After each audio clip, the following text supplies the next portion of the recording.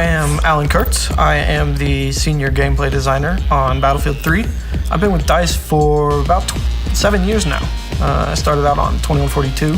I've also worked on both the Bad Company series, and Battlefield 3 is my first big, real Battlefield game. One of the things we really wanted to bring to the Battlefield 3 premium experience was weapon customization. We looked at what was missing from our weapon customization and we said, we want camouflage. We want weapon camos that our premium players can use on the battlefield, show off, show that they're dedicated Battlefield players.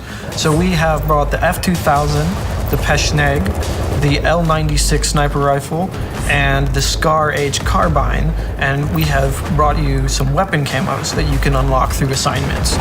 We think it'll let premium users really stand out on the battlefield. In close quarters, you're getting 10 new guns. 6 of those are really focused on the close quarters experience, and 4 of them are weapons that each kit can take back to the greater battlefield and have a new experience with. So for our assault guy, we brought the AUG A3. It's an Austrian bullpup assault rifle. So you got the clip behind the trigger, which is going to give you a better maneuverability in close quarters. You're going to have better fire from the hip, and you're going to be able to navigate with that weapon and bring it onto target faster than you would with, say, the M416. Similar performance-wise, but that close combat edge is going to give you something to really think about when you have the AUG. For the engineer, we've got an Israeli bullpup. It's called the MTAR. It's a super short version of the Israeli assault rifle called the TAR-21. Super high rate of fire, a higher rate of fire than the engineer has seen before. Not super accurate because it's so short. Kind of like a FAMAS for the engineer. I know that guys have been looking for that super high rate of fire volume output gun, and I think we've really brought that with the MTAR. The high-tech weapons come to the support kit this time, with the new LSAT is part of the Army's lightweight weapon technology. And this is a belt-fed machine gun, but it has a special new linking system and a different bullet that makes the weapon much lighter than most belt-fed machine guns. So it doesn't have a super top rate of fire, but it has a really good mobility, and it's kind of a nice blend between an M27 and an M249. Something that sits in the middle that you can use in close quarters, but you can put a bipod on it and hit some long range if you need to, and something that I think really fits in between those two. And I think support players will find that gives them an edge in these close quarters in combat. For recon, we went out and we found the M417. And this is a semi-automatic designated marksman rifle.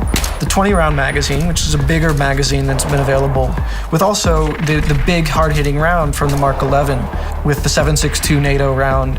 So you're going to get the power of the 7.62 NATO in a shorter, more controllable package and a bit more mobility. It doesn't have the accuracy that the other semi-auto sniper rifles does, but it's definitely going to give you an option beyond just the SKS in a close quarters environment for playing recon, for being that team player with your beacon and with your tugs, and giving your players the intel and still being able to compete on a close combat level.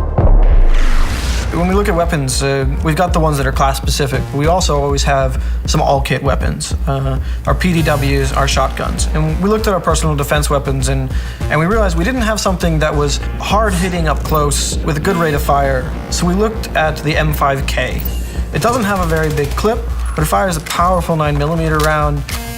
It's kind of a spray gun, not super accurate, but great mobility, super short. It's got the foregrip on the front for some great controllability, and basically just lets a player get in close, hit hard, no range at all, but basically lets anybody kind of be that ultimate close quarter specialist with this gun.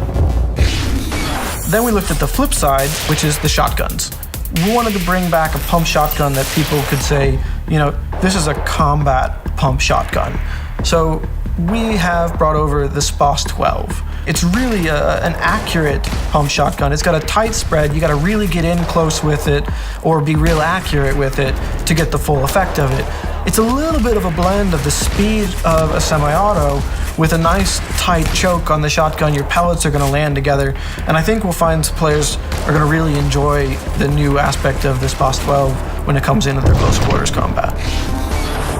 The other 4 weapons, we looked at roles and places outside of the close quarters pack, because you can take all 10 weapons from close quarters into any map.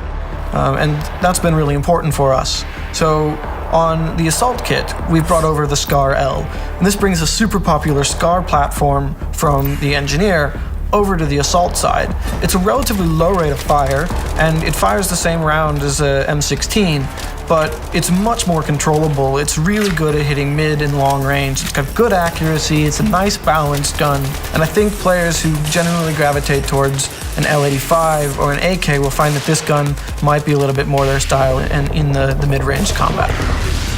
For the Engineer, we've got the ACW-R, which is an American assault rifle. It's pretty popular today with the Special Forces, and we've done it up differently here. We're bringing the 6.5mm round, and this is a Special Forces round specifically developed for short-barreled rifles, for getting out there and giving a bit more impact at range than the 5.56 round typically does. So your ACW-R isn't going to be quite as good up close as most carbines, but it's going to give you a bit more range, and it's going to give you a bit more controllability than the SCAR H, which is our long-range carbine today.